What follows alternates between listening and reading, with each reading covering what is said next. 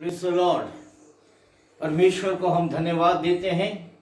प्रभु ने हमें इस वर्ष ये दुख भोग सप्ताह एक बार फिर मौका दिया है जीवन में कि हम इसको मनाएं और परमेश्वर को धन्यवाद दें और उससे पवित्र नाम की महिमा करें। जैसा आप जानते हैं मेरे अजीजों, इस बार का दुख भोग सप्ताह हमारे लिए कुछ अलग है और इस बार पूरे हिंदुस्तान में क्या पूरे वर्ल्ड में मैक्सिमम स्थानों पर इस महामारी के कारण लॉकडाउन होने से लोग अपने घरों में हैं और वो Passion Week, Good Friday, Easter अपने घरों में ही लगभग मना रहे हैं और हिंदुस्तान के तो सब लोग अपने घरों में मना रहे हैं। और इस बार का ये दुख भोग सप्ताह के लिए हम प्रभु को धन्यवाद देते हैं। शैतान तो चाहता था कि हम इस पवित्र सप्ताह में परमेश्वर की आराधना नहीं करें, लेकिन प्रभु ने हमें मौका दिया और हम लोग फेसबुक के माध्यम से, सोशल मीडिया के माध्यम से अपने घरों में रह करके इस पवित्र सप्ताह में परमेश्वर के पवित्र चरणों पर उपस्थित है। हर वर्ष जबकि दुख भोग सप्ताह में हम परमेश्वर के भवन में आराधना करते थे तो हम बहुत कम ही संख्या के अंदर उपस्थित होते थे, लेकिन इस वर्ष प्रभु ने तो हमें अपने घरों में ही रहने को इजाजत दी है। और इस बार प्रभु का दुख भोग सप्ताह में परमेश्वर के वचन को सुनने के लिए जितनी बड़ी भीड़ इकट्ठा हो रही है वो कभी नहीं हुई होगी, क्योंकि हर जन अपने अपने घरों में सुन रहा है। सो हम परमेश्वर को धन्यवाद देते हैं। कल हमने पाम संडे के पर्व को मनाया और आज जबकि दुख भोग सप्ताह का पहला दिन यानी सोमवार है और हम परमेश्वर को धन्यवाद देते हैं। बाइबल इस बात को बताती है, बाइबल के ज्ञाताओं ने इस बात को सामने निकाल के रखा है कि आज का जो दिन है वो मंदिर के शुद्धिकरण का दिन है। जबकि लोगों ने यरूशलेम में एक बड़ा स्वागत प्रभु यीशु मसीह का किया और खजूर की डालियां लेकर के यीशु मसीह को बड़े आदर के साथ अपने शहर यरूशलेम के अंदर वो लेकर के आए, अपने कपड़े उसकी राह में भी बिछाए और गदही के बच्चे पर बिठाकर उसका बहुत आदर किया, खजूर की डालियां हाथ में लेकर के। लेकिन जब वो यरूशलेम में आया, बाइबल ये बताती है यरूशलेम की हालत को देख करके रोया। मेरे अजीजों, ऐसा ना हो कि प्रभु हमारी भी हालत देख कर रोए, बल्कि हम यकीनन अपने हृदय को साफ रखें, पवित्र रखें, क्योंकि पवित्र स्थान पर ही वो पवित्र परमेश्वर रह सकता है। और जब उस स्वागत के बाद दूसरे दिन यानी आज के दिन जब वो उस मंदिर में गया जहां परमेश्वर की आराधना लोग करते थे, वहां देखा कि लोगों ने उसको व्यापार का अड्डा बना दिया है। प्रभु को बहुत गुस्सा आया और उसने जो है घोड़ा बनाया और लोगों को वहां से भगाया। उनकी पीढ़ियां जो है उलट दी लेन देन करने वालों का और मंदिर को साफ किया। आज का दिन परमेश्वर का पवित्र मंदिर यानी परमेश्वर का पवित्र हृदय, ये पवित्र शरीर जो परमेश्वर ने हमें दिया है, इस साफ करने का दिन है। सो मेरे अजीजों, हम प्रार्थना के साथ अपने आप को पवित्र करते हुए परमेश्वर के निकट आएंगे और फिर आराधना में जाएंगे। और फिर उसके बाद भाई बेंजामिन जो हमारे इस वर्ष के वक्ता हैं, जो दिल्ली के में प्रभु की सेवा करते हैं, लेकिन लॉकडाउन होने के कारण आ नहीं सके, लेकिन उन्होंने अपने वीडियो बना के हमारे पास भेज दिए हैं कि उनका वो वचन जो परमेश्वर ने उनको दिया आप लोगों को देने के लिए हम आपके पास तक पहुंचा सके। फिर उसके बाद आराधना के बाद हम वचन को भी सुनेंगे। आइए प्रार्थना के साथ हम आराधना में जाएं। हालेलुया। प्रभु धन्यवाद धन्यवाद धन्यवाद, स्तुति और तारीफ यीशु नासरी। आपके पवित्र नाम की महिमा करते हैं, आपके पवित्र चरणों पर आते हैं। आपने ये दुख भोग सप्ताह में हमें अपने घरों में ही, अपने भवन में, अपने पवित्र चरणों पर आने का मौका दिया है। पिता, आज के दिन जबकि आपकी आराधना अपने अपने घरों में हम कर रहे हैं, अपनी सामर्थ दे, अपनी आशीष दे, और जल्द से जल्द ये महामारी जिसके कारण हम घरों से निकल नहीं सकते, हमारे देश से और दुनिया से दूर करके अपनी महिमा कराए। प्रभु आगे आराधना पर आशीष दे, और भाई विंसेंट बेंजामिन जब आपके वचन को हमारे बीच में रखते हैं, अपनी सामर्थ से भर दे। सारी आदर महिमा आपको मिले, यीशु के नाम से, आमीन।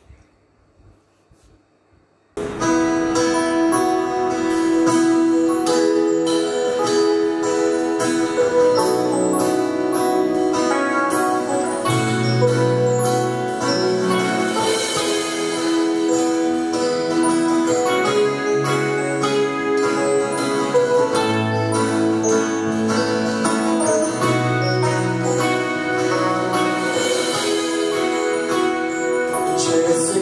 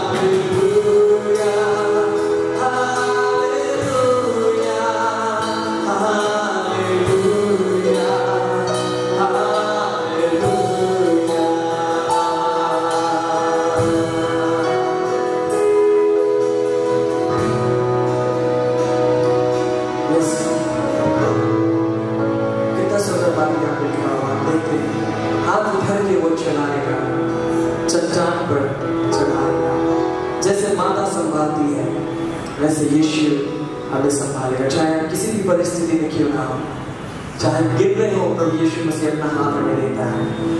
सब मेरे हाथ को थाम लिया और खड़ा हो जाए। इसका बहुत सुपर एग्जाम्पल हम सेट कर सकते हैं। अगर हमारे घर में अगर कोई छोटा बच्चा तो 6 महीना या 7 महीने का हो, हम देखेंगे उसको कि किस तरीके से माँ उसका टेक केयर करती है। यीशु मसीह वैसे हमारे साथ है, वो हमें कभी ना छोड़ेगा, ना कभी हमें लाएगा। उसका प्यार हमारे लिए सर्वदा सर्वदा के लिए हो गया है। हमें से हम लोग आएंगे क्योंकि मेरा राजा है महान, इसलिए हम इसके लिए आएंगे, राजा है महान।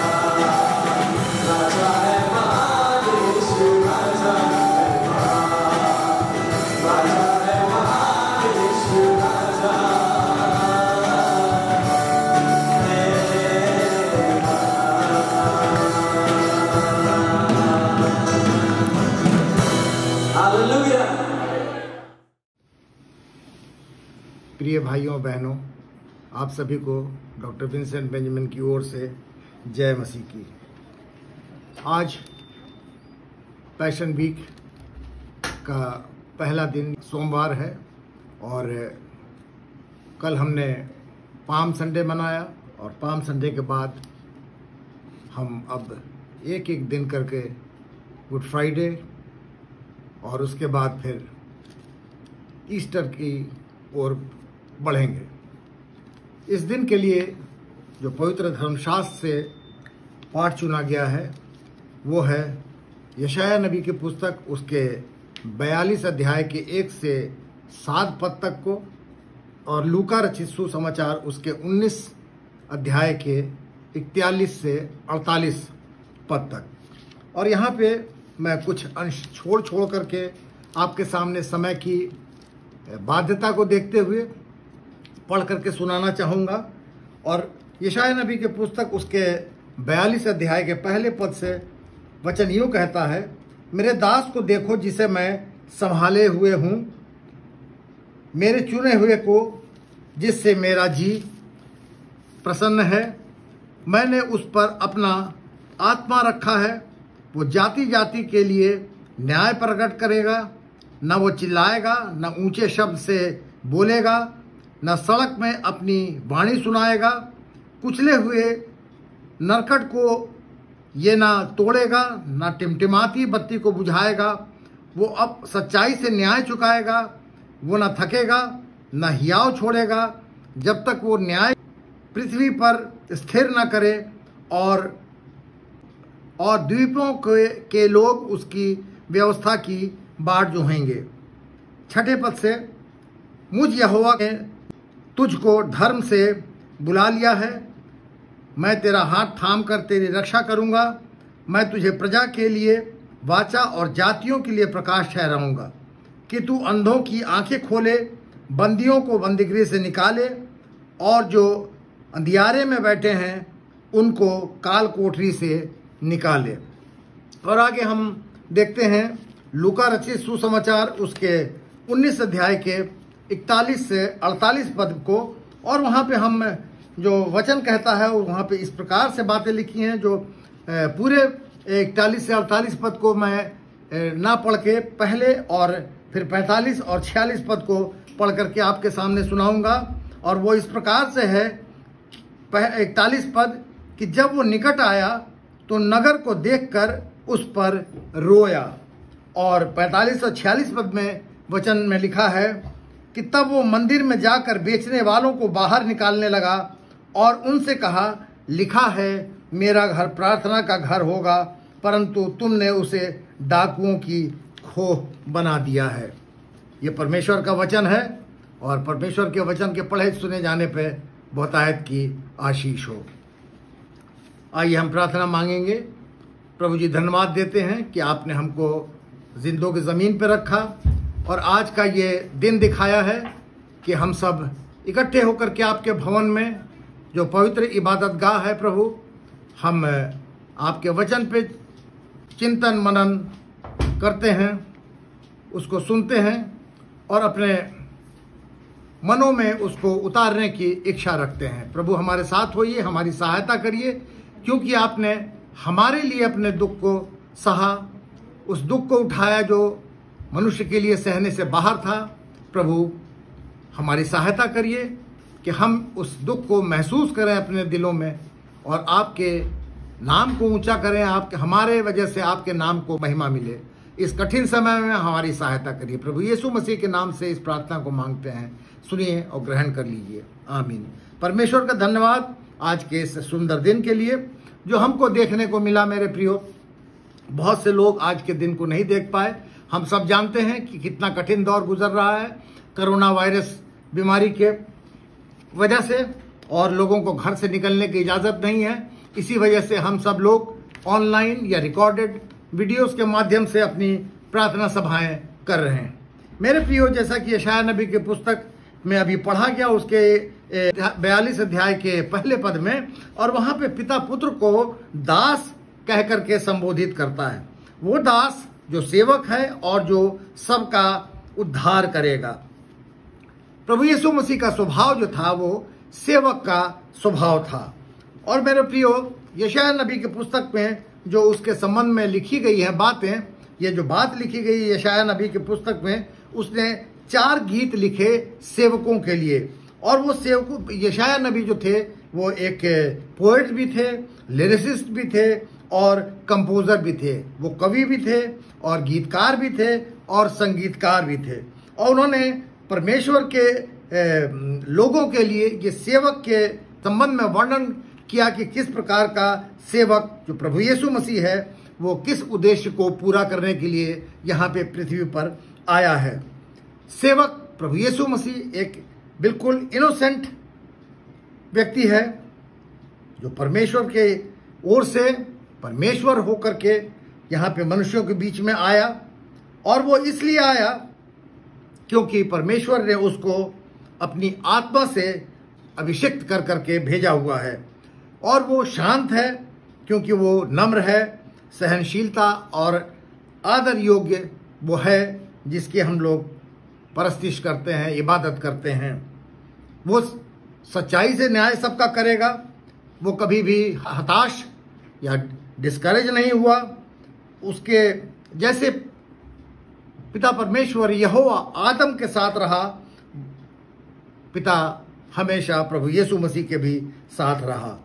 वो लोगों की यानी हमारी रक्षा करेगा और हमको पापों की गुलामी से मुक्त करेगा, बंधन से पापों के छुड़ाएगा। वो लोगों को रोशनी देता है, अंधों को रोशनी देता है और जो कोठरी में बंद कैद हैं उनको आज़ाद करता है। मतलब कि वो चंगाई देता है और पाप के बंधन में जो लोग जकड़े हुए हैं उनको उस पाप के बंधन से मुक्ति दिलाता है, आज़ाद करता है। पिता भी प्रभु यीशु मसीह के लिए कहता है, जब बपतिस्मा लेने के लिए यरदन नदी में गया तो आकाश खुल गया और वहां से पिता की आवाज आई, ये मेरा प्रिय पुत्र है और इससे मैं प्रसन्न हूँ। ये पूरा वर्णन हमको मत्ती रचित सुसमाचार उसके 3 अध्याय के 17 पद, मरकुस 1:11 और लूका 3:22 में हमको पढ़ने को मिलता है। मेरे प्रियो, प्रभु यीशु मसीह जगत में छुटकारे के लिए भेजा गया और उसके अंदर वो सारे गुण जो पिता के अंदर थे विद्यमान थे। तो ये सारी बातें जो अलग अलग करके बताई गई आपको मेरे प्रियो, अगर हम यशायाह नबी की पुस्तक उसके 11 अध्याय के 2 से 5 पद को पढ़ें तो वहां पे इस प्रकार से लिखा है कि और यहोवा की आत्मा, बुद्धि और समझ की आत्मा, युक्ति और पराक्रम की आत्मा और ज्ञान और यहोवा के भय की आत्मा उस पर ठहरी रहेगी और उसको यहोवा का भय सुगंध सा भाएगा। वो मुंह देखा न्याय न करेगा, वो ना अपने कानों को सुनने के अनुसार निर्णय करेगा, परंतु वो कंगालों का न्याय धर्म से और पृथ्वी के नम्र लोगों का निर्णय खराई से करेगा। वो पृथ्वी को अपने वचन के सोटे से मारेगा और अपने फूंक के झोंके से दुष्ट को मिटा डालेगा।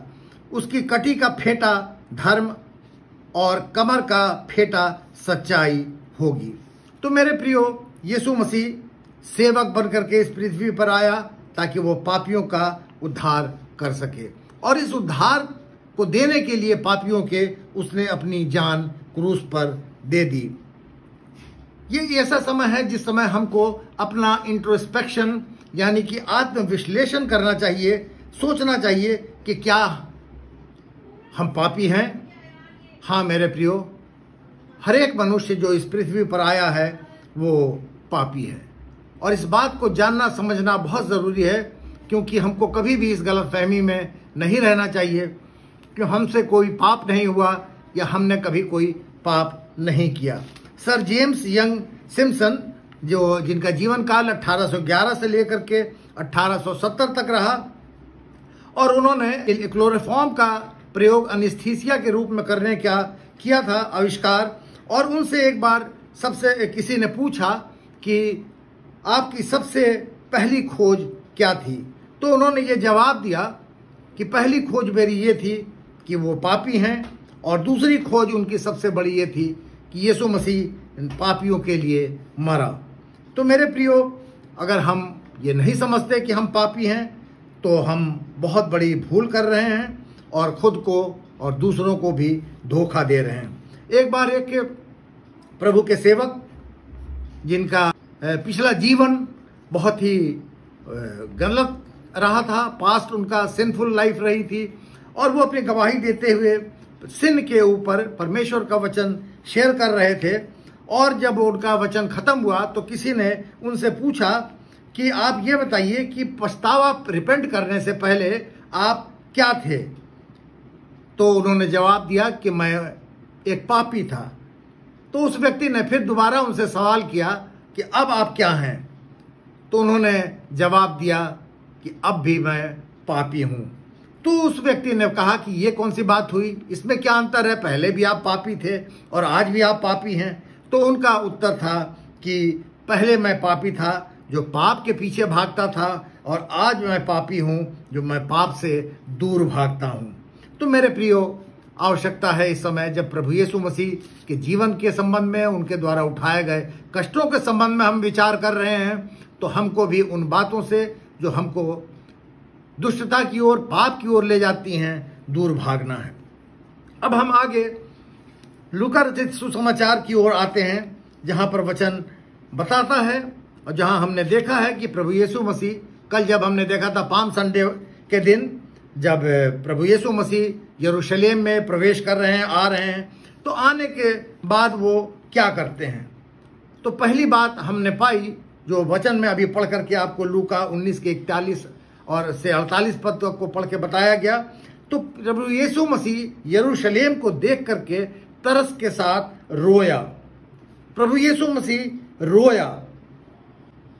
उसका रोना परमेश्वर पिता के दुख को व्यक्त करता है। वो इसलिए रोया वो कि मनुष्य अपने पापों का प्रायश्चित करने को तैयार नहीं है। वो अपना उद्धार, अपनी आत्मा को बचाने के लिए तैयार नहीं है। और उसका नतीजा क्या हुआ कि प्रभु यीशु मसीह की भविष्यवाणी जो थी वो 40 वर्षों बाद पूरी हुई, जब रोमी सेना ने पूरे यरूशलेम को तहस नहस कर दिया, नष्ट कर दिया, और वहां पे 1 मिलियन लोग, 10 लाख लोग जो थे वो यहूदी मार दिए गए, और लगभग 93,000 यहूदी जो थे वो कैद कर लिए गए।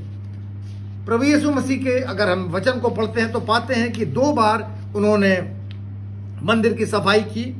एक बार सेवकाई के समय मंदिर की सफाई की, और दूसरी बार जब वो अपने जीवन के अंतिम दौड़ में आ रहे हैं सलीबी मौत सहने के लिए, तो जब यरूशलेम में आते हैं तो वहां पर आकर के वो मंदिर की सफाई करने जाते हैं। और वहां जा करके वो उन्होंने सबसे पहला काम ये किया कि वहां जो व्यापारी थे, जो वहां पे व्यापार का केंद्र उन्होंने मंदिर को, परमेश्वर के भवन को बना दिया था, उनको उन्होंने वहां से मार करके भगाया। प्रभु यीशु मसीह की चिंताएं जो हैं वो इस प्रकार से थी कि वो चाहते थे कि कलीसिया में पवित्रता और ईश्वर के प्रति निष्ठा बनी रहे, और आराधना जो है वो पूरी आत्मा और सच्चाई से की जाए, और हम अपने व्यक्तिगत लाभ के लिए या किसी व्यापारिक कार्य के लिए उसके भवन का प्रयोग ना करें, और ऐसा कोई करता है तो उसके लिए वो दंडित किया जाए। और परमेश्वर से हम अपने पापों के, यानी कलीसिया के छुटकारे के लिए सच्चा प्रेम और धार्मिकता की पक्की धुन में रहें। सच्ची मसीही सेवकाई हो, किसी प्रकार का कोई बनावटी या दिखावटीपन ना हो, और हम में से हर एक जन शुद्ध होकर के सेवकाई का काम करे, और यीशु का आगमन जो है वो उसके लिए हम अपने आप को तैयार रखें कि अंत के समय में हमको दुख भी भोगना है। प्रभु यीशु मसीह साफ साफ कहते हैं कि परमेश्वर का भवन जो है वो प्रार्थना का होना चाहिए, और वो स्थान ऐसा नहीं होना चाहिए कि वहाँ पे किसी प्रकार के अन्य कोई कार्य किए जाएं। उस भवन में, परमेश्वर के भवन में आराधना, प्रार्थना, उपासना सिर्फ मिल करके की जाए, और वहाँ पे किसी भी प्रकार के कोई कम्युनिटी डेवलपमेंट के काम, यानी सामाजिक उन्नति के काम, व्यापारिक काम, मनोरंजन या प्रदर्शनी आदि का उपयोग वहाँ पे नहीं करना चाहिए परमेश्वर के भवन में, क्योंकि बहुत से लोग परमेश्वर के भवन को इस प्रकार के कामों के लिए भी प्रयोग करते हैं, और इस प्रकार के काम करने से हम परमेश्वर के भवन को डाकुओं की खोह बना देते हैं। प्रभु यीशु मसीह चाहते थे कि लोग प्रार्थना करने के लिए परमेश्वर के भवन में आए, वहाँ पर आकर के अपने पापों को स्वीकार करें, अंगीकार करें और विनती करें, अपने पापों के लिए क्षमा मांगे, ताकि हमारे उसके प्रभु यीशु मसीह के लहू से हमारा छुटकारा हो। हम उसके लहू से हमको धो करके साफ किया जाए। वही हमारे पापों से हमको पाप के बंधन से छुड़ा सकता है, मुक्त कर सकता है। और हमको उसने अपनी जान दे करके सलीबी मौत से हमको छुड़ाया, पापों के बंधन से हमको छुड़ाया, और हम उसकी कुर्बानी को जो उसने हमारे लिए दी है किसी भी प्रकार से व्यर्थ न जाने दें। मेरे प्रियो, प्रभु यीशु मसीह ने अपने आप को हम लोगों के लिए कुर्बान कर दिया, सलीबी मौत सही। उसने यरूशलेम को जब देखा तो रोया, उसने जब अपने लोगों को देखा तो वो रोया। प्रभु यीशु मसीह 3 बार रोया, जैसा कि वचन में उसका वर्णन किया गया है। पहली बार वो लाजर की कब्र पर रोया, वो एक शोकित परिवार के लिए रोता है, और ये जो है वो एक छोटे सोते को दर्शाता है कि प्रभु यीशु मसीह एक परिवार के लिए भी रोता है। दूसरी बार प्रभु यीशु मसीह यरूशलेम के लिए रोया, यानी कि वो एक शहर के लिए, एक कंट्री के लिए रो रहा है, और इसकी तुलना हम एक नदी के रूप में कर सकते हैं। और तीसरी बार प्रभु यीशु मसीह गतसमनी बाग में रोया, और वहाँ पे वो पूरे श्रापित संसार के लिए रोता है, जहाँ पे इसकी हम तुलना, उसके प्यार की तुलना हम समुद्र से कर सकते हैं। प्रभु यीशु मसीह सारे लोगों के लिए, जनमानस के लिए, क्योंकि उनसे वो प्यार करता था, रोया। प्रभु यीशु मसीह सारे संसार के लिए, उनके पापों से छुटकारे के लिए रोया, जब वो यरूशलेम को देख करके रोया। और प्रभु यीशु मसीह उस समय रोया जब उसको ये महसूस हुआ कि पिता ने उसको छोड़ दिया है बागे गतसमनी में। मेरे प्रियो, आज इस यूनियन बैप्टिस्ट चर्च की कलीसिया, या आप या हम सब सारे लोग, क्या प्रभु यीशु मसीह को चौथी बार रुलाना चाहते हैं? क्या हम अपने अंदर के लड़ाई झगड़े, ईर्ष्या, द्वेष, राजनीति, बैर भाव, बुराइयां आदि पैदा कर करके हम उसे फिर से दुख देना चाहते हैं? प्रभु यीशु मसीह ने अपने आप को हमारे लिए घायल किया कि हम उसके दुख उठाने से चंगे हो जाएं, स्वस्थ हो जाएं, खुशहाल रहें। तो क्या ये अच्छा है कि हम उसको और दुख दें?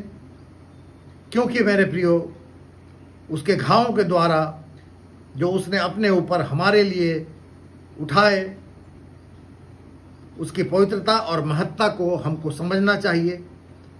तो क्या हम अपने ऐसे किसी भी काम से जो उसके नाम को नीचा करते हैं या लोगों के सामने हमको छोटा बनाते हैं, क्या अवसर ऐसा देना चाहिए? ये जो दुख उसने सहा, सलीबी मौत सही, हाथों में कील, पैरों में कील ठुकवाए, सर पे कांटे का ताज पहना, इतना दुख उठाने के बाद क्या हम मसीहियों के लिए ये अच्छा है?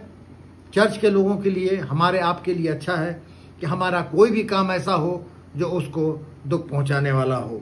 मेरे प्रियो, यीशु मसीह हमारे लिए अपने हाथों और पाँवों में उसने कीलों को ठुकवा लिया, ताकि हम पाप के बंधन से छूट जाएं, हम नरक की आग में जाने से बच जाएं और अनंत जीवन के वारिस हों।